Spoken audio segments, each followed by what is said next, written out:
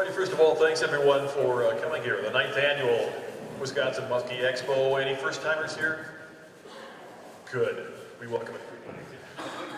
Right now we've got 4 seasoned guides up here that tackle a little subject that is controversial in some circles. And I mentioned circle because those of us, I started fishing muskies when I was 14 years old. Started guiding then, I'm now 66. I've got a few in the boat. Started with circle hooks, let them chew on suckers for a month, pull them in. We've all been there fishing muskies for a long time. But obviously things have changed. Catch and release, a huge, huge thing right now. Very good for the resource, very good for the taxidermists, which is good. But we've got 4 guys here to talk about that. They've got some really good information for you, and it's a good panel discussion. They'll be taking a lot of questions too, so we'll turn it over to these guys. They'll introduce themselves. Thank you very much. My name is Bob Partika. I'm president of Titletown Muskies Inc. in Green Bay, Wisconsin. I just want to welcome everybody here today, as well as our panelists. We'll go through the introductions in a little bit. But before we get started, does anybody know what these are? Has anybody seen these before? Anybody own one, a pair of these? Knipex? Okay, great. We'll get to that later. I just want to get a feel for what we've got in the audience. So, we've gathered the folks here today based on an incident that happened last year during the opener on May 26th of last year. Buddy and I were fishing on the Green Bay system, and we came across a dead floater, basically. So we've got pit tag readers in our boats. We wanted to see if we can get some data for it for the DNR to get some history on that fish, and also submit that to the DNR for their research. Unfortunately, when I tried pulling it out of the water, I looked down its gullet, and you can see there I found a bucktail snipped off above the skirt with a Knipex, obviously a Knipex. We've had the DNR stop by while we were on this fish, or a little bit later, I'm sorry, and they both saw it and confirmed that this was pretty much 100% avoidable if the angler would have had some long-nosed pliers, because I was able to get this bait out, no problem. I still own that bait, it's at my house. But that was a sad incident. So I had posted something on social media, and Rich Reinert was kind enough to chime in and said, basically, I just PM'd you, give me a call. So what I did is I reached out to him, and he said, what are you guys doing as far as trying to promote safe catch and release? And this is something that I've had on my mind for the past 3 years, since 2017. We see a lot of dead floaters in Green Bay, unfortunately, perhaps more than anybody else, just because we've got some really big fish, and everybody wants to come up and have their shot at a super tanker, and we love that. We want people to fish for our fish, for our muskies, but we want to make sure that they're also using the proper methods, tools, and tactics out on the water. I want to thank Rich Reinert for reaching out to us, as well as the Musky Expo Pro staff. Ross's Sports Shop, I want to give them a big shout out. They actually went out and purchased a lot of release tools specifically for this event. So we thank them. We want to direct everybody to go to them specifically. They've got a great selection of the top of the line stuff out there. So, and then also Lax Reproductions. We want to give them a huge shout out. Hey Bob. Yes, sir. Thank you for coming and doing this. This is a much needed seminar for a lot of people. Yeah, we appreciate the opportunity. This is a critical educational opportunity for all of us right now. So just want to let everybody know that we do have a booth here, our Titletown group. It's actually great for kids as well. We've got a number of different stations. We've got education stations, basically. We show people how to use the tools. We've got a wide variety of catch and release tools. Some good, some bad, just to show you, hey, what works and what doesn't. We've also got a video running. It's a 40-something minute video with nearly 100 fish on there, catch and release, so you can take a look at that and see how we do it, a lot of the folks in our club. We've also got a section where people can actually use a side cutter versus a Knipex on, say, a 5/0 hook and see the difference and why we really need to be using the right tools out there on the water. And then finally, we've got our kids sucker fishing, so we definitely want kids to stop by. We've got a small ice fishing rod with a magnet on the end, and we've got binder clips at the end of lollipops so that kids can do that. It's been a huge hit for the weekend. And then we actually show kids the proper way to hold the fish as well, and get some pictures of them, and really get them excited about the potential to go out and catch a muskie for themselves, but do it the right way. So we encourage everybody to please stop by our booth and bring the kids. That leads us to our panelists today. What I'm going to do is I'm going to ask the folks to introduce themselves, but just to give you a hint of what we wanted to accomplish here, because there's so many different varieties of types of conditions, you know, so we figured we could get what we consider to be experts in multiple disciplines. First off, we've got Phil Schweik to talk about his expertise in rivers. We've got Kevin Pischke, who's a guide out on Green Bay, to talk about Great Lakes, big water. Then we've got Jeff Van Lemortel to speak about inland systems. And then finally, we've got Jordan Weeks, who's not only a musky biologist, but also an avid angler for many, many years. So he's a really good stick. So he can give us some additional perspective from a biological standpoint. So we're really excited to have all these guys here. Please give them a quick round of applause, and then we will get the introduction started. Hi guys, I'm Phil Schweik. I'm a local fishing guide. Spend a lot of my time on the Wisconsin River, Lake and Bay, but I'm also a musky tournament angler, and I travel all over the state tournament fishing. I've been fishing muskies probably close to 50 years, and I've seen a lot of changes on this river system, some good, some bad, and don't be afraid to ask a bunch of questions later, and we're going to get into detail a lot about some of the things that I see, especially with current and conditions on the river that take place that a lot of people don't understand, and may someday save your life, may save a fish's life, but we're going to get into that later. Thank you for coming. Kevin Pischke, born and raised in Green Bay, been fishing that body of water since I was 5 years old, and been guiding out there the last 10, exclusively musky fishing about the last 20 years, because an old wise mentor told me if you want to be good at it, you better stick with it and don't try and be good at everything, because you never will be. My big thing is safety on the water for yourself and for the fish. I do have a full-time job as a firefighter, so I'm one of the guys that has to go out there in case things go wrong. And on the bay, any of the Great Lakes, with the way the weather changes, things can get ugly. So number one, safety for you, and number two, we're going to talk about safety for the fish, especially on big water, how to revive them, how to hold them in the water, you know, and how it is to do it, you know, safely for you and the fish. My name is Jeff Van Lemortel. I'm based in northern Wisconsin. I own WDH Guide Service. Kevin and I actually got our captain's licenses together. It's the first time I met Kevin. And so I've been guiding about the same time. I started in 2009. I've been guiding full-time since 2012. And since 2012 to present, I've handled 1,056 muskies in northern Wisconsin waters.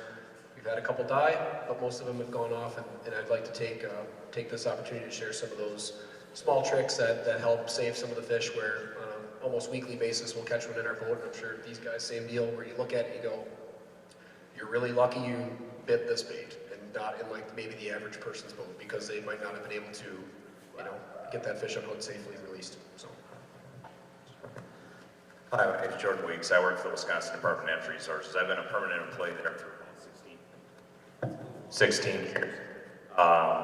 My voice is loud enough, I probably don't need this, but I also have been writing for Musky Hunter magazine as a research editor since 2006. And what I do in there essentially is to take scientific literature and give you the Cliff Notes version as the anglers so that you can digest what we're finding out in the scientific community. Hopefully use that information to catch more muskies, but more importantly to kind of sometimes dispel some myths that are out there.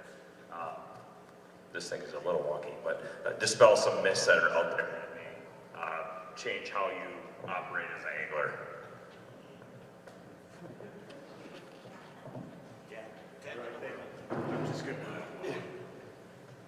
Thank you very much, guys. Honored to have you guys here with us today. I'm going to go over the topics real quickly here. Just a quick overview of everything we hope to cover. We've only got an hour here, so it's very unlikely that we'll hit on every single one in depth, but I just wanted to give you kind of a view for the type of things that I've been working with these guys. I reached out to them back in September already and gave them basically a list of the types of stuff that we wanted to cover in this, and not necessarily how to catch fish, but what to do once you get one on your line, and then make sure that it's really safe. So first and foremost, we're going to be talking about preparation for the hunt. Before you even step on the water, we'll be talking about tools of the trade, net essentials, what you look for in nets, from hook set to battle, what transpires there, and then also during that fight, we want to get some feedback from Jordan on what happens from a physiology standpoint. We'll talk about that. We'll also be talking about mechanics of proper netting, what you do when you're solo versus working as a team.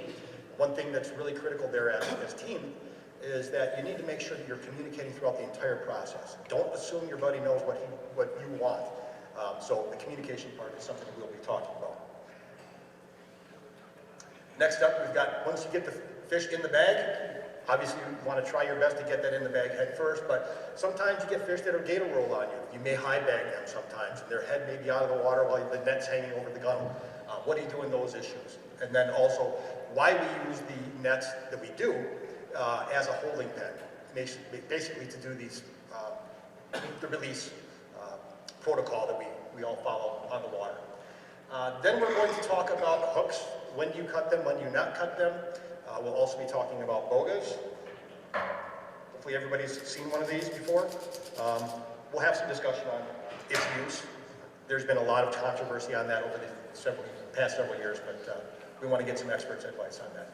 Also, we're talking about picture perfect, how to handle the fish to make sure you get your good shots. Revival and release, live well tactics, as well as we'll be talking about physiology. We'll talk specifically about what that is a little later on. And then we'll talk about some high-level items like casting versus trolling. And then we'll get into the items such as current. Phil deals with current that a lot of the other guys probably never see, working rivers like he does. So he's got some excellent information he's going to share with us on how to handle that. Kevin has been working a lot of big water for a lot of years. I know Jeff's got some experience out there as well, so we want to get some feedback from them.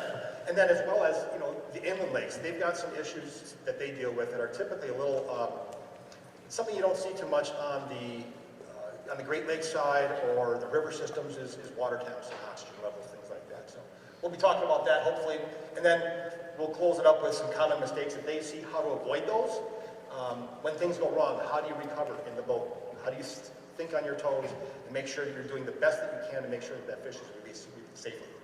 And then, in today's day and age, it wouldn't be a valid discussion unless we talk about some social media issues. So it might be a little controversial. We'll see. We're going to try to be as diplomatic about it as possible, but it's an important topic. Oh, Jordan won't, but but it's an important topic that we need to discuss. So that said, we will get right into this here, but I just want to show, first off, here's some of the tools that basically I use in my boat. I've got a tool bag. I've got basically multiples of everything. In case something goes over the water or over the side of the boat, I've got backup for everything. And then on the right-hand side, just some basics that every angler should have before they even hit the water. You've got your long nose pliers, you've got hook-out tool, your nip-X, gloves if you prefer to use those. So what I want to start with is preparation for the hunt. I will hand it over to Phil to talk about what he does before he even hits the water. We're down to one microphone, huh? I think we are. That's all right. Preparation for the hunt. Some of the things that I think about before I go musky fishing, like he was mentioning, having those proper tools in your boat, especially your release tools. But also make sure your net's good shape. Just a quick story, I remember being in a fishing tournament with a friend of mine. He was actually fishing in a different boat, and they had caught a nice muskie, registered it, and got a second fish, and had it in a net, 45-inch tiger muskie. The partner was holding the net, and judge came over. They filled out the paperwork, lifted up the net, muskie was gone. Over the winter, mouse had chewed a hole through the net just big enough for that muskie to shoot out, and those two gentlemen no longer fish together. Cost them about $10,000. But in addition to that, there's a lot of things, and I'm sure the rest of these guys are going to talk about boat safety and stuff like that, especially if you're out on the big water. But one of the most important things that I think about too is making sure your batteries are charged, especially fishing in current a lot of times below dams, and I'll get into that stuff a little bit later.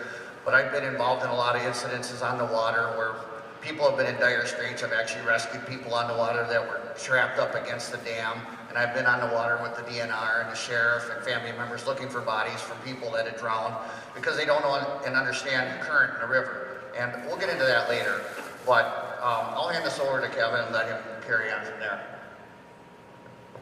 Right. Preparation for me, if anybody's, I know there's people here that have been in my boat, is everything in my boat is organized. Nothing's laying around, nothing's out of the place. I don't want hooks out. I don't want something that people can get hurt on, or myself. So number one, boat is always squared away and everything always goes back in the same spot. I know where, if I got a fish in a net, I know right where to reach for my pliers, for my cutters. It's the muscle memory thing. I don't have to think. because when we think, we make mistakes. So organization, number one, the boat, and number two, big water. I want to know my options. I want to know where we're launching from, what the weather's going to be, stay updated on the weather, and also know my other landings. If you make a 15-mile run to the west shore, the wind picks up opposite direction, and now you're dealing with 4 or 5 foot waves, where's the safe harbor? So a lot of that, like I said, not really getting into like what I should have in the boat lure-wise, but like you said, it's organized, everything's in its place. I have a backup plan if the weather goes bad, if things happen, and then the same thing with the safety gear out in that big water. And also, when people are in my boat, we do the little drill. Here's where you find this, here's where you find that. If this happens, if that happens, just have it all laid out, because when things go wrong, it's obviously it's too late. I fall very much into the category with Kevin there on the organization. It's funny here, every different musky fisherman between guides, and you work a day. Everybody's got a different, shall we say, organization level in the boat. Mine is pretty high. You don't want baits laying around. You want that stuff below deck and out of the way as much as possible for a number of reasons. One, for your personal safety, like Kevin says, so you don't step on a hook or have something like that. But two, when you're fighting a fish and then you have to handle the fish afterwards, that's not the time to be getting stuff out of the way. You want a nice open deck. It makes it easier for fighting fish. It makes it easier for landing fish, and also for the photograph and release portion of that.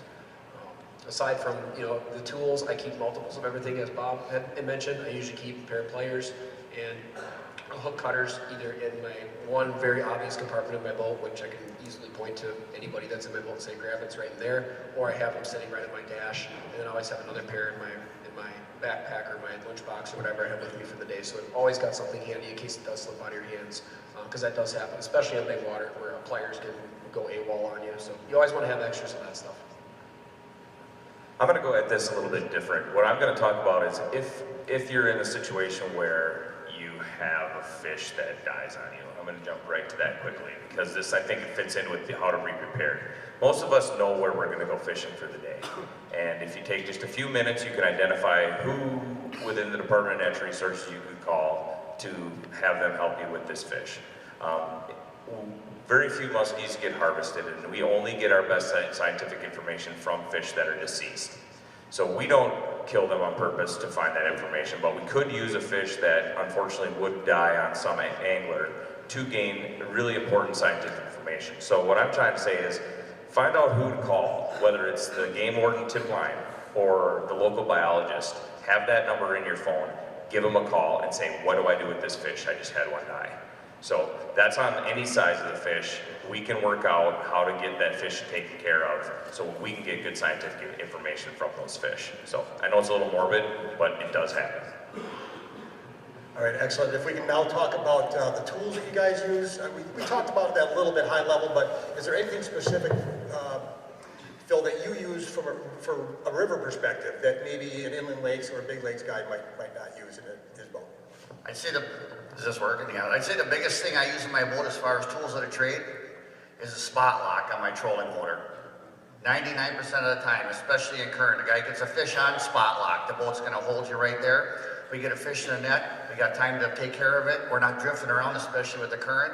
Unlike where if you're on a lake and it's not windy, you're just sitting still. On a river, your boat is constantly moving. You've got to be prepared for where it's headed. So a guy gets a fish in the boat, it's like a Chinese fire drill. And I'm sure all of you know that, especially if it's your first muskie. The last thing you're thinking about is which direction is that boat going. And a lot of times you could be heading towards rocks, towards trees, downriver, and spot lock's very, very important on your boat. Well, I'm going to take it right from there, especially with the trolling aspect on big water, is your autopilot on your trolling motor. I see way too often guys are running around, or I shouldn't say running around, they're trolling, and they've got a remote control, whether it's the motor guide or one of the Minn Kotas. Get your trolling motor in the water. You're not going to wreck it. It's not going to rip out. When that fish gets on, you can use your trolling motor. You can cut your kicker down. Number one, you're slowing down, so it's a more fair fight, and it's better for the fish. But number two, you can use your autopilot to stay going in a direction. I see too many times guys get a fish, they throw the boat in neutral, there's a 15-mile-an-hour wind. Now the boat has done 3 circles, they got 5 other lines tangled up, and the fish is also tangled up in that mess. So now you're jeopardizing the safety of that fish. Could break the line, get away with the lure in its mouth, or it's obviously tangled up, floating sideways. So what Phil said about using the spot lock, when you're trolling big water, use that autopilot on that trolling motor to keep that safe. Ditto. Okay, Jordan's Yeah, good on that. in the interest of time, absolutely what they said. Spot lock, make sure you got a good position and handle on your orientation. One for the fish. Also, it does keep you positioned, in a current situation, in a wind situation. It keeps that fish on one side, so the bag of the net isn't going underneath the boat. It's not. You're in one contained position, and the fish is easier to work on. Excellent. I want to talk about nets now. I want to get panelists' opinion on this. Would you consider this a really good musky net, say for Green Bay, or even up north? Nowhere. Nowhere? Nowhere. What about something like this? A little better? Okay. Nice deep hoop in there, or deep bag, big hoop, but they do make bigger ones out there. So what are your thoughts on nets? What do you guys look for when you're hitting water and choosing the net that you use? Yeah, to his point, I think that's a very good option there. Any of the newer nets that you've seen out, I run a Frable Power Catch still. I actually like the lighter bag than that one, simply because it's more maneuverable for the people that are fishing by themselves. You're gonna have a lot less high-bagged fish. The big Kahuna bag on there, it's coated, it's nice, it doesn't split as many fins, but it is a bear to work with and it's extremely heavy. And it will cost you fish, because you won't be as quick as you could be, not as tactical as you could be with a lighter net. That being said, anything wide and deep. If you're in a pinch and you need to do it with a smaller net, if you're, say, out of season incidental catch, you do what you have to do. But certainly you want to go out there prepared with the appropriate tools. Definitely, my gauge with guys always ask, I'm like, step in the bag, and the hoop should come when you pull it up between your waist and somewhere between your waist and your armpits. You want a bag that's 4 foot deep. I run a big Kahuna when we're trolling, or if I'm casting and I know who's in my boat, if I'm out by myself with my family. New anglers, I use the Conservation series from Frable. It's a little lighter, it's the one with the gold handle that Booker always pushed, but it's maneuverable for one person or for a smaller person or somebody that's new to fishing. The bag is not the strongest, but it's still coated. It's pretty safe for the fish, but again, it's something you can handle by yourself or with one arm, because that big Kahuna is a little heavy, one arm it by yourself. Good if you're in a team. If you're fishing with somebody else, big Kahuna is an excellent option. Oh, yeah. Nothing wrong with it, it's just something to consider. Well, I gotta agree with both these guys on using a big net. I personally use the big Kahuna in the boat, that's all I use. I like the sturdy Frable handle that's on there. But one of the big important things that these guys didn't talk about is once the fish is in the net, what I do with that, especially if there's 2 or 3 people in the boat, is I'll get the net up alongside the edge of the boat, and a lot of guys will let that hang over the edge. Well, a lot of times that fish can start to jump, and then he'll get the hooks hung up on the edge, and then he's hanging there. So what I tell people when they're in the boat is we get the fish in the net, and then you pull the net back until the lip of the outside of the net, the rim, is on the inside of the boat. So you pull it back like this. So this part of the net is on the inside of the boat. That way that fish can't jump. And he can't jump out of the net, he can't get away. It gives you time to get everything organized. Because like I said before, it's a 3-ring circus when you get a muskie in a boat and there goes something off the front of this. But at least that fish isn't going to get away and you're going to have time to take care of him properly. So I'm going to go at this from the scientific aspect. So I actually am next month's Muskie Hunter is going to have this article in it, and there was a research project done on bluegill. Now I know bluegill aren't muskies, but if net type has mortality effects on bluegill, you better believe it's going to have mortality effects on muskies. So the part about this that hits home a little bit to me here is I actually use one of the nets that has one of the higher mortality rates. Kevin just mentioned one as well. My favorite is that Conservation Series net because of its ease of use and ease to get the hook out. However, to make this whole article kind of a Cliff Notes version, a rubberized bag is the best. Knotless mesh. So the Kahuna that he has is a knotless mesh. That other net has knots. Knots can give severe skin abrasion, remove slime and scales, and cause infection in fish. So it increases mortality. So you want a net with a rubberized bag, smallest holes possible as far as just the mortality of the net effect, and also knotless mesh. You should never use one of those string nets with knots in it, ever. Because if you do, you might as well just take the fish home. And when I talk about mortality, these aren't insignificant numbers.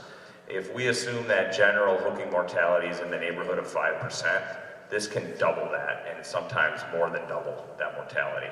So the coarse knotted mesh had almost a 14% mortality rate on bluegills. And that is significant. Even if we're in the ballpark for muskies, it's a big deal. So knotless, small mesh. I got one thing. Sure, excellent.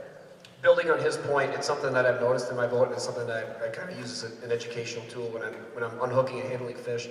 Using the smallest holes possible is a really good. I mean, it's a good general guideline. But the other thing that I think a lot of people don't think about is the eyes of the fish. You have to realize that if that fish if it goes through where you've got a hole, it's raking across that fish's eyes. They don't have eyelids. They have nothing to protect them there. Anything abrasive going straight across their corneas can't be good for them. All right? I have not done a study on that, backed it up in any way, shape, or form, but I think we can all agree that common sense would dictate that that's probably a bad thing for them. So handling in the net, always consider the eyes of the fish whenever you've got them in the net, and even when you're pulling them up against that bag. Try to clear that mesh from around those eyes as you start working or before you start working on that fish as one of the first and foremost, in addition to where the hook is placed. Excellent point. Thank you, Jeff. Want to continue on the scientific course here. Talking about musky physiology, Jordan, during the actual fight, during the battle, do you have any insight you may be able to share with us that most folks wouldn't necessarily be attuned to? Sure, there has been some research done on like actual body chemistry levels of muskies, but that's kind of heavy topic. And so the way I'd like to sum this up for you is using the word stress, right? So we've all decided to fish muskies, so we've all taken it upon ourselves to say, okay, we're willing to stress these fish to a certain extent for our enjoyment, and that's fine. We're all doing it, right? But the minute that fish is hooked, it's out of its normal routine, which initiates stress. And every second that fish is being fought, netted, held, photographed, and even when you put it back in the water and you hold on to the fish's caudal peduncle, the tail, that's continuing that stress level. So stress kills fish faster than any other item out there. I'll give you an example from our hatchery system. If our hatchery folks get to the hatchery and the fish aren't eating, they freak out because there's just a matter of a small window of time before everything's dead. Because the first thing a fish will do when it's stressed is stop feeding. And so that's an indicator that you have to do something fast. So it's an example of how we need to understand that stress is a factor to these things. Try to minimize and get as fast as you can with the hook removal, the picture, the glory part of it, and then get that fish back into its environment. And I would say when you do that, try to put it in the water and don't hold it. If it's upright, leave it be. These glamour shots where we're doing it, I know they look super cool, where the fish is along the boat and we hold them for 20 minutes and put them back and forth and wiggle them like this to try to get them to go. They can feel your hand on there. Their body is a giant sensory organ. So they know they're being held and it's continuing that stress level. I can't say enough that put them in the water, let them do their thing. They're gonna recover quickest that way by just letting them be in their normal environment. This is like a seminar topic in itself, so I'm trying to make it short. I 100% agree, Jordan nailed that. When you're releasing those fish, the huge pet peeves of mine, we've got the two-handed hold where they got them around the belly and they're moving it back and forth. Wiping as much slime off as possible. No.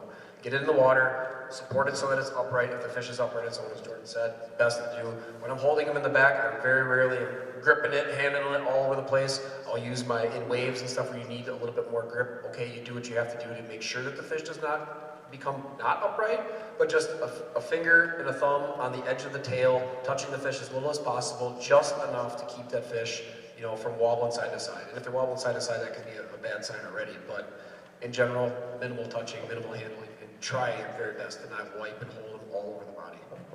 Excellent, thank you. What we'd like to do now is talk about some netting tactics.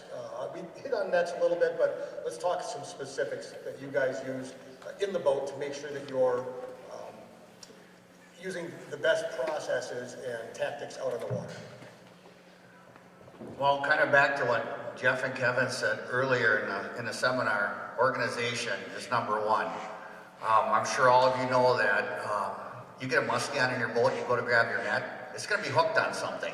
It's going to be hooked on a cleat, it's going to be hooked on a windshield, it's going to be hooked on a rod, there's going to be a reel caught in there. We've all been there. Number one thing I make sure of in my boat is that net is clear. So when somebody gets a fish on, I grab the net and it's not hooked up on anything. I've seen it too many times. I've had tournament partners that they're grabbing a net, it's hooked around their cleat, they're yanking and yanking, they can't get it free. So number one thing is make sure that net is clear and free. Second of all, I want that fish in the net as soon as possible, immediately. I've had guys that are loosening up the drag. I want to play with it. No, you don't. I want that fish in the net right now. You're stressing them out. Now, something that a lot of people don't think about is then the next step is when you're in current and you've got a fish in the net, they start to twist and they want to swim back upriver. They always want to swim back upriver in the net, and the current's pulling them down, so they're in there like a U, and that can be very dangerous for them. So you want to make sure you've got a big net like that big kahuna, so they got some room to maneuver in that net. Now, something I'm going to touch on real quick after that is now the release of that fish after you've got him in the net. Every time you take a fish out of the net and you're in current, you put that fish in the water, he's going to want to turn and go downriver. And that's not good. As opposed, kind of what Jeff was saying, is hold them under the belly. You almost have to hold them that way, and you want to face them into the current. Because if you're holding them and they're turning and they're downriver, the gills are going to flare open and they're going to drown. You may think it's great to pull them back and forth.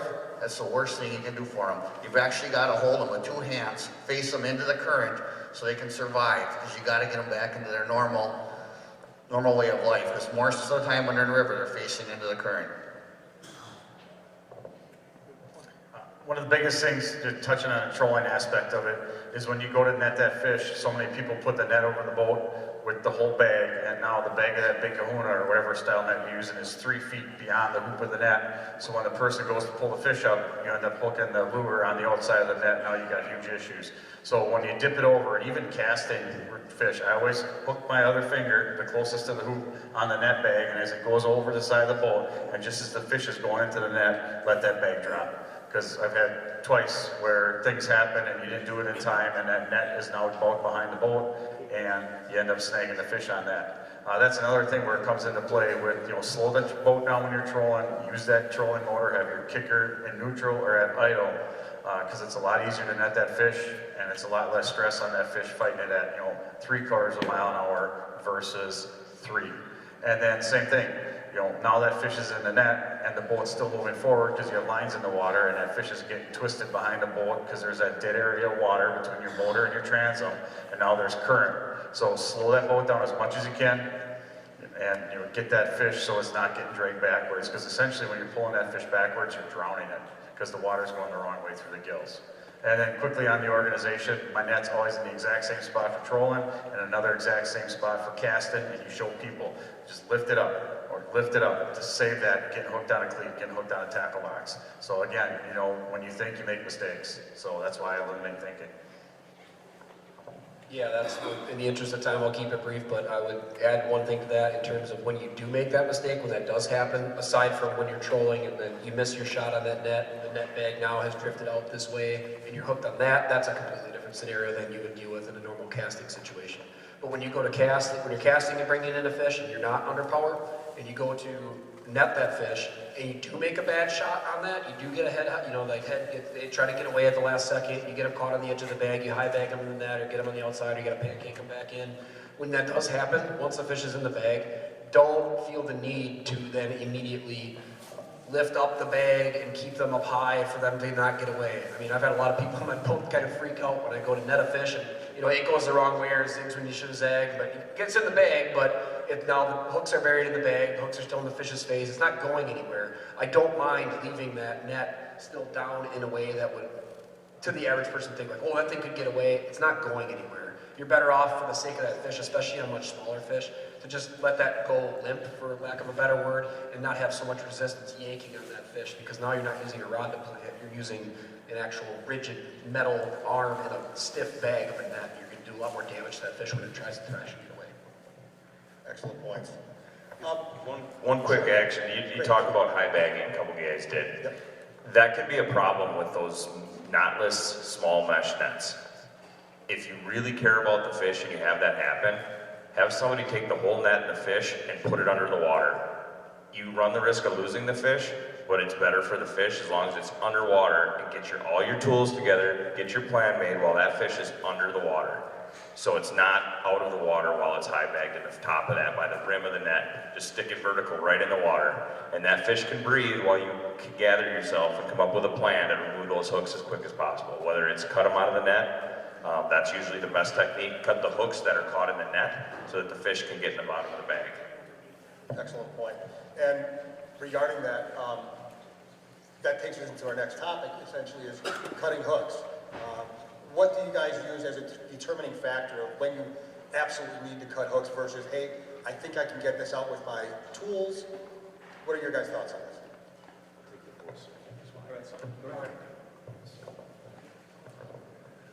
I'd say 90% of the time we can get the hooks out of a fish. I'd hate to leave hooks in a fish, but if they're down in the gills where I can't really get them without doing any damage, we're cutting them, plain and simple.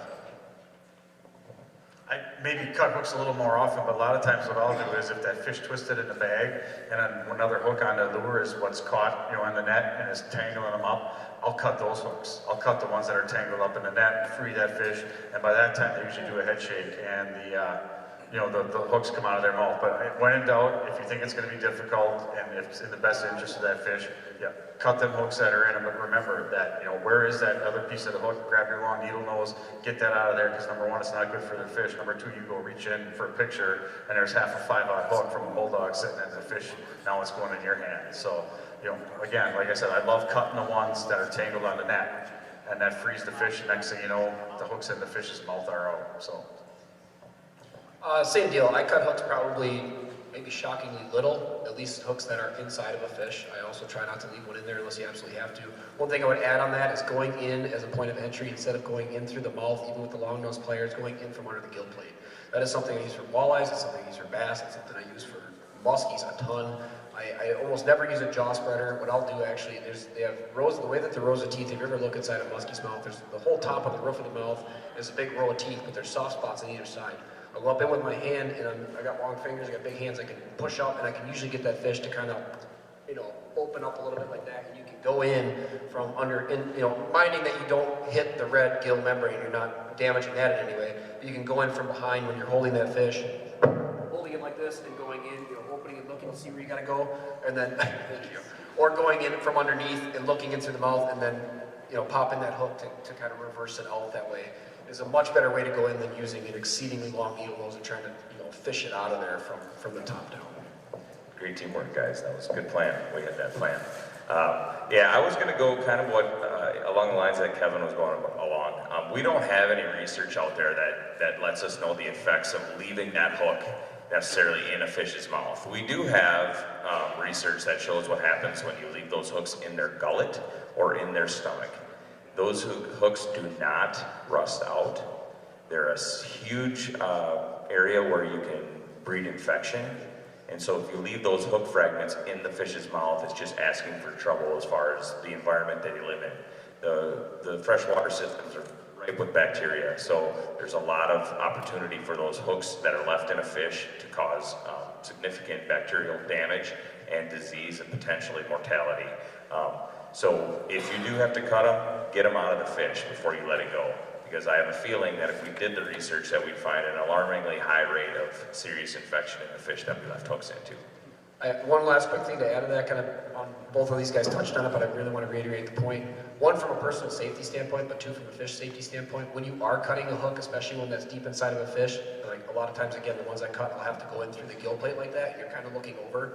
Obviously, you're usually wearing sunglasses when you are fishing, but when you go to cut that hook, it can come flying out at you. Second point to that being, make sure that you have kind of a game plan or try to cut it at an angle, like if you practice cutting hooks or done it a little bit, that you're not letting that big barb go back down then into the fish's gullet. I had that happen like the first time, many years ago, cutting the hooks on it, all of a sudden, you know, here goes the hook barb, it goes off, and it's like, boop, right in the gullet, down it goes. I'm like, ooh, that can't be good. You know, that's not, I mean, it happened just like that, you know, and it was gone before I could do anything, but it's something to keep in mind. I'll maybe turn the fish a little sideways so that when that piece of that hook is going to fly somewhere, but when it does, that it doesn't just go, boop, and right down the hatch, right? So it lands in their mouth, or you try to, you know, kind of get it so it comes out, but be very cognizant of where that cut piece is going to fly, is my point. Excellent. Everybody familiar with these on the dais? Anybody use those? Rarely, but they do have an application, certainly, especially for larger fish and trolling applications. I would leave that to these guys. I personally don't use them very much, but when you do use them, or really at all, but when you do use them, don't use them necessarily for a fish hold. Use them as a tool to get something, you know, to pry open a type of, or get a better leverage on a fish rather than holding it up like this for a picture. That's not good use. No pictures with photos. No, yeah, don't do that. Again, what Jeff said, it's a control tool when the fish is in the net. Where I really like to utilize this and talk to any ER doctor in northern Wisconsin. Most guys get hooked from 36-inch or smaller pike and muskie. So when you do have that little snot-nosed pike on that's got 2 hooks buried in it, this is an awesome tool to control that fish so you don't end up with, you know, a set of hooks in your hand. But again, you know, you can direct that fish, you can keep its head underwater, you can keep it in one spot and get those hooks out. It's a control and a net tool. Or, you know, if somebody in the boat is ticking you off, it's also a billy club. But yeah, it's not for lifting fish up out of the water, it's not for pictures. It's a tool to control the fish in the net. I do own one of these. The only thing we've ever used it for is little kids when they're holding crappies or bluegills, or like you said, a small snake northern.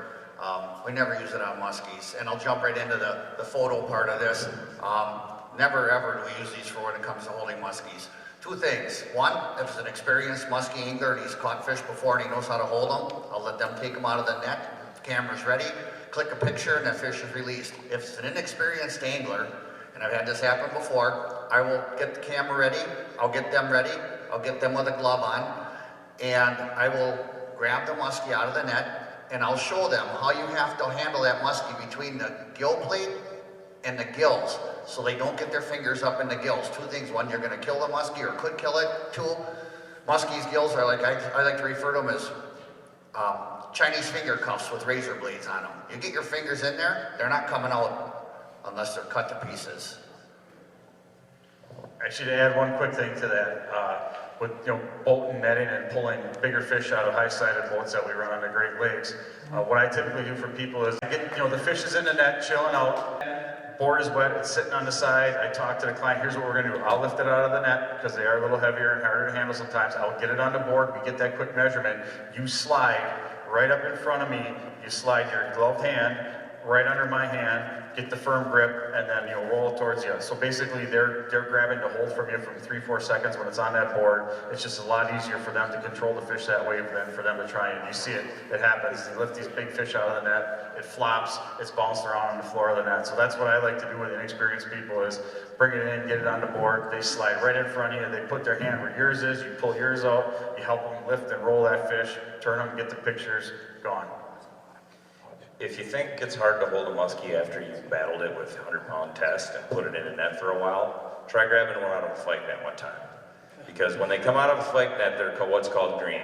And I've handled thousands of fish doing that. I am a huge proponent in gloves. Phil, you're right. If your hand's bleeding after you catch a muskie, that's because you were stupid, not because you're tough. And that's my personal opinion, and you can yell at me if you want. But I always wear a glove. It saves my hands all the time. And when you hold onto that fish properly, like Phil described, that they don't get away. You just need to use firm pressure and hold those things. It's really important to hold those fish tight with a gloved hand. It's the best for you and the fish. I would add one quick thing to that. When it comes to gloves, I never wear them, I'll be honest. And it's not because I don't believe in them. I think it's a great thing that people should do. Yeah. Jordan is completely wrong, never wear gloves. No, but what I'm getting at there is, if you are properly handling a muskie, really you probably won't have any cuts or maybe a little rake or rash or something because it went right. Why you're wearing that glove is for when it goes wrong, okay? And when you are handling those fish, again, where he said the firm pressure on that, there's certainly to the point you have to tame them down a little bit when you go take them out of the net. It's very rare in my boat that I let anybody take a net muskie out of the net beside myself. All right, Kevin, for maybe a different reason, you know, big water, big fish, high-sided boats, but for me, it's a safety thing too. High-sided boat, you've got maybe experienced, maybe inexperienced. There's a very brief time when you first take them out of the net when they are going to be very, very resistant, and then they're going to succumb most times, and you got about a 30-second window, all right? And that's when you pull them out, and you go, okay, either hang it, hop in next to me on the tail side of the fish, pop, pop, pop, okay, fish goes back in. Or you take them out, and since you're holding or something, maybe if it's a really inexperienced person, we'll pop a quick picture, and and then I'll just pass them to them all within the same. Somebody else is standing with a camera, we're not adding any extra handling time. It's just a very quick trade-off. And before I do this, I will show them where I like to use the illustration like the soft part of your underjaw. Underneath them, there's a soft area inside of the muskie's mouth, right in here, same as you have right here inside your jawbone. In the muskies, you're looking to go in and curve around to hold right there with downward pressure from the outside. Very similar, like so. And so that's where you really want to hold. You don't want to go in really far. And back to where the original point of this is with gloves. I see people that get very, very, very bold when they hold a muskie. And I see in the pictures where their gill rakers are all off to the side because the knuckles are way up in there. Just because you have a glove on and you're not going to get cut up doesn't mean you can manhandle that fish. You're doing extreme damage to that fish's, essentially their lungs and respiratory organs when you do that kind of deal. Let's talk about handling the fish now. We've talked about the nets and the getting the hooks out. What about the actual hero shot? What are your guys' thoughts? I've got a slide up behind you right now that shows some of the different types of holds. This has been seen numerous places throughout the interwebs. What are your guys' thoughts on? Well, your best photo doesn't look so good. that doesn't look good. Like I kind of said before, as far as handling fish, I personally take them out of the net if the guy's never held a fish before, and you support the belly with one hand and you hold the other hand underneath the gills in a soft spot like Jeff said. With that thumb up in that notch, that triangle notch. Now, yeah, you don't want your thumb going over the top. I can give, if you've got time for a Exactly. quick story, I can tell you something that happened to some clients of mine. Absolutely. Okay, so I had these two guys from New Hampshire fishing with me. They'd fished earlier in the year and they hooked into a muskie while walleye fishing, snapped the line. The guy says, "What was that?" I said, "Well, that was a muskie." He said, "I want to fish for them." I said, "Well, season's closed. When does it open?" I said, "Well, it'll be open in June." They're IT guys from Liberty Mutual Insurance, so they said, "We'll be back." Sure enough, they came back in June and they wanted to muskie fish. So we went out, got in the water. I gave one a top water, I gave one a spinner bait. We were working a weed bed and a muskie came up on a top water and followed it right to the boat. And it took a swipe at the bait and missed it. And the one gentleman says, I saw him, he was right there. He's pretty excited about it. And he says, that's good enough for me. He said, I'm excited just from seeing a muskie. Well, I said, well, let's make a loop around the weed bed. We'll see if we can get him to hit again. So we made a complete loop around the weed bed. We came back to the exact spot, gave that fish time to get back to where he was located, and they cast it in there, and nothing. I'm like, oh, let's move on. And the one gentleman says, make one more cast. He throws a spinner bait in there, and all of a sudden the fish just blew up on it, and he got him.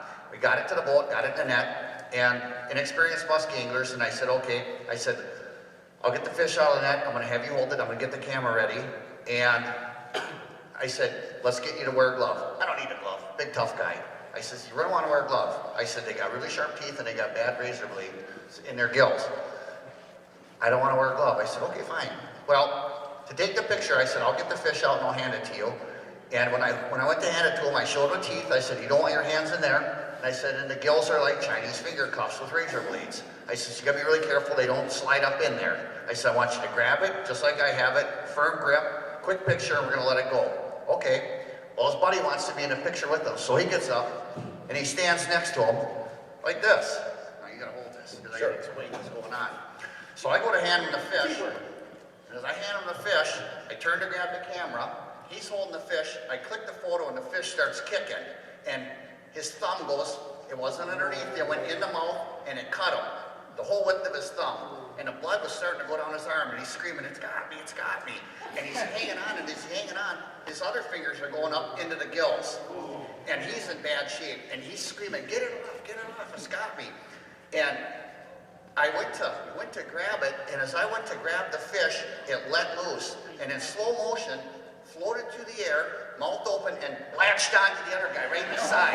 Whap! Now it's got him in the side, and it's smashing, hanging there. And he's got a vinyl jacket on, so the teeth are buried in the mesh, and it's like an alligator just flinging around like this. And this guy is looking at his buddy with blood rolling down his arm, screaming, oh my God, it's got me now. And I'm trying to pull this fish off of him, and I can't get a grip on him because he's slippery. So I'm trying to pull the fish off, and this guy's just freaking out. I finally grabbed it by the gills, and I got a good hold of it, and I pulled his mouth open, and cover his ears. I threw him in the net. And the guy's going, what the hell? He's pulling up his jacket, he's all bloody on the side. What the hell kind of fish is that? I said, that's a muskie. Excellent story.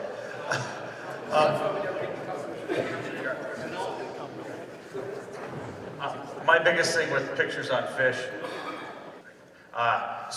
bump boards in the back of the boat along the side. So basically when you're grabbing a fish off the bump board in my boat, your right knee is on the back casting deck, your left foot is just off the casting deck on the floor. And I always say it's the wedding proposal, one knee down, the other one bent. They literally can take that fish, turn, and that fish is only 1.5 feet off the bottom of my boat because their knee is on the casting deck, their other foot is down on the floor. So if they do lose control, it's a short distance. I hate having people holding big fish up, standing straight up. So the catcher position, if you're in a baseball or the wedding proposal, one knee down, one up, you're 1.5 feet off the floor. If something goes wrong, it's a quick to the floor. And it's just easier to control that fish when you're here versus up there. So I like that. And that way too, you're shooting a picture down and it takes away a lot of the background. So I just want to do something real quick. When you hold that fish, the proper hold is not to have your thumb out. When you're holding it correctly, your thumb is in like this. It's not quite, it's more like this. You'll be holding the gill between your thumb and the rest of your hand.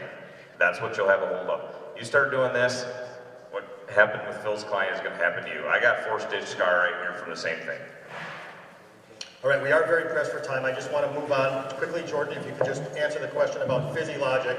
We've seen a lot of videos and heard a lot of stories about folks using soda, Pepsi, what have you, Dr. Pepper, to cauterize bleeding gills in fish. What are your thoughts on this from a biological standpoint? Okay, so let's just try to do common sense as well. So soda is really acidic. It's like 3 on the pH scale. That's very acidic substance. And so yeah, it might stop the bleeding, but there's a really high probability it's going to damage those sensitive gill filaments. It would be almost like aspirating some soda into your lungs. That probably wouldn't make you feel very good. So that's really what it comes down to. However, there is some research being done in Canada right now on this very subject. So if I'm wrong, I'll be the first one to admit that I'm wrong, but common sense and the chemistry behind a soda bath on the breathing apparatus of a muskie tells me you shouldn't do it.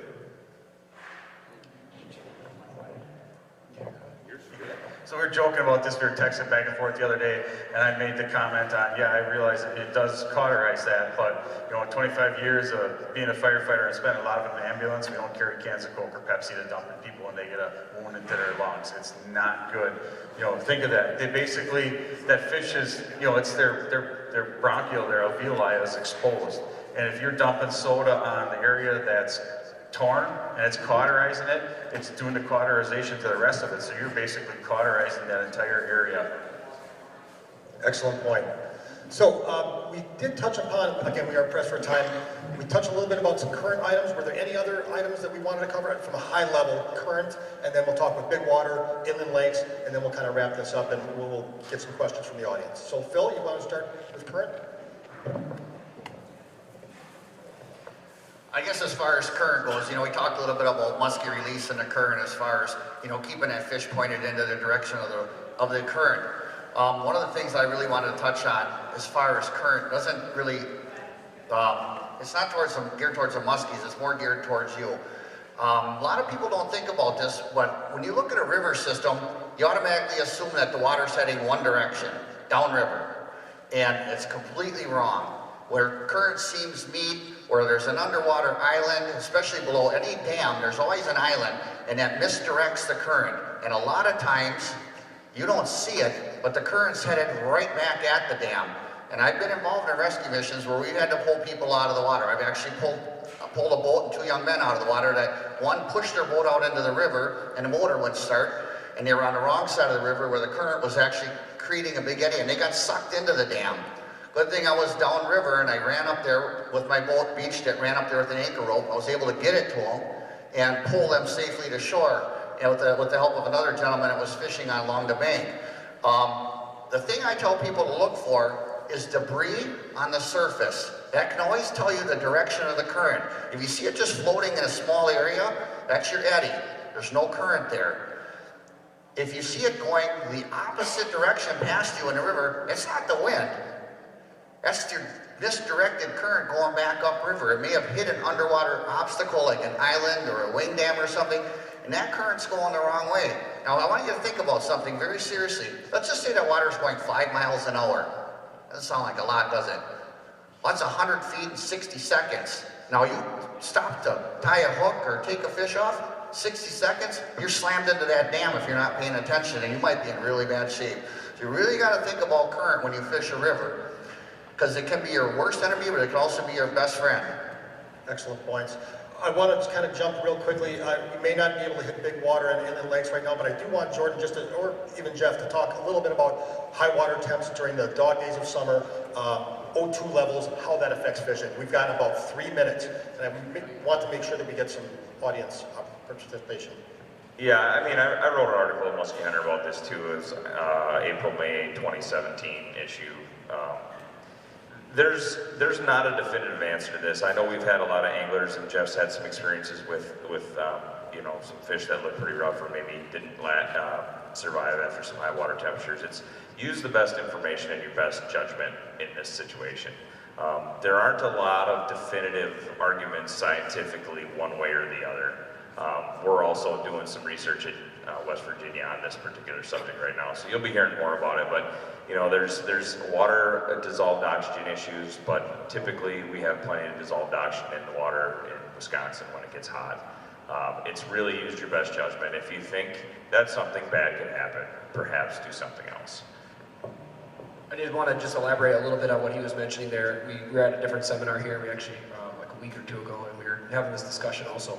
But as it relates to water temperature, one of the things where I feel like it really, really negatively impacts fish, at least in our northern Wisconsin areas, is people that are out there doing thermocline trolling in the heat of summer. That is a time when you should probably leave those fish alone. I'm not saying it's not effective, I'm not saying it doesn't work, but when you're out there on a super hot August day or late July day, and you're trolling down 20, 22, 25 feet along the thermocline, and you've got high water temperatures, that muskie is going to suffer when it comes up, okay? It's going to be extremely difficult to handle those fish effectively and get them back down through that warm water, especially if it's peak in the middle of the day.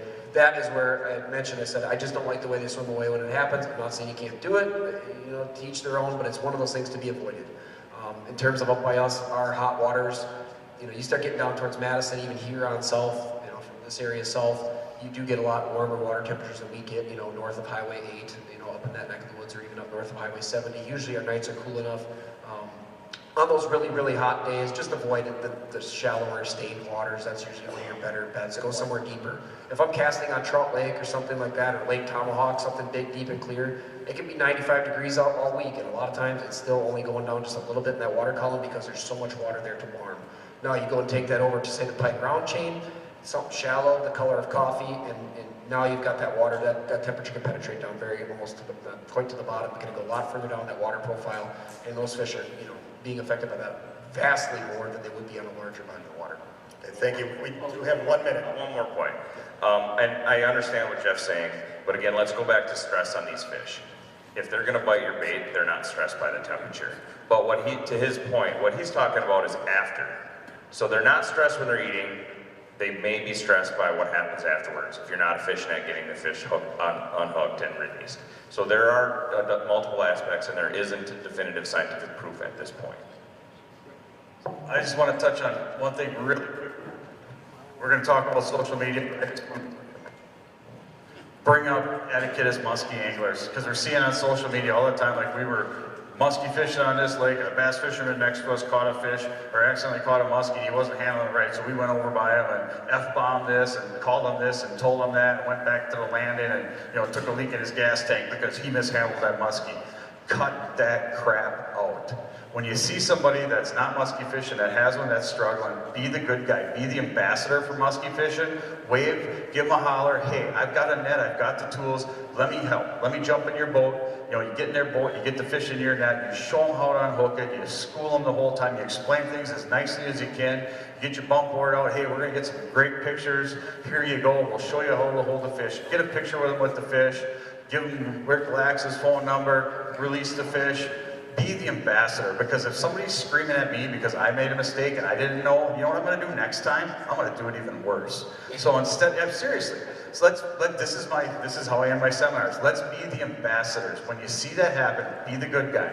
Go over there, help them, be their best friend. And now they might just like musky fishermen and they might do it more often, but now you educated them in the proper way versus screaming and hollering, because again, next time they accidentally hook one, they were gonna remember Jeff and I screaming and hollering at them and slashing their tires at the boat landing. So let's not do that. It does happen. Let's be the ambassadors. Let's make musky fishing look like we're a bunch of nice people, which we should be. We are. And that's my podium speech. I'm done. Awesome. Don't be a knob shot, basically. So TNG when you're out there. I know my PMTT partner and I, whenever he comes up by me, I told him the first year, we are TNG, Team Nice Guy out of the water. People want to cut us off. Hey, you guys want in or out? We can slide out. We know there's fish all over the place, not necessarily in that spot. So we do whatever we can to accommodate our fellow anglers and not jump down their throats at every chance we get. So just want to say that. Unfortunately, we can't get into the Q&A right now. Will we be able to get one? I'm sorry, we can't. We ran a little bit over, unfortunately. But I do want to thank our panelists one more time. Please give them a great round of applause. Lots of great information, and also lots of information that I wasn't aware of. So this is an excellent opportunity to take this and apply it to your daily activities on the water. And we're wishing every one of you a great, safe 2020 out on the water. Thank you. Actually, if anybody has specific questions, you can find Jeff in the Lax booth. I'm in Lungin. I'm wandering around the show. Yep. I'll either be by Lake X or TNA booth. Okay, and one other item, we talked a lot about netting, things like that, releases. I encourage everybody to stop by the Titletown Release 'em Right booth. It's way at the far end of the entrance hallway. We've got video running, 40 minutes with dozens and dozens of capture and release, safe stuff that you can take a look at, that we really encourage you guys to come down and take a look at it. So thank you guys again, appreciate it. And also, if you want to get some release tools, Ross's Sport Shop, we highly recommend you go directly to them. Thank you.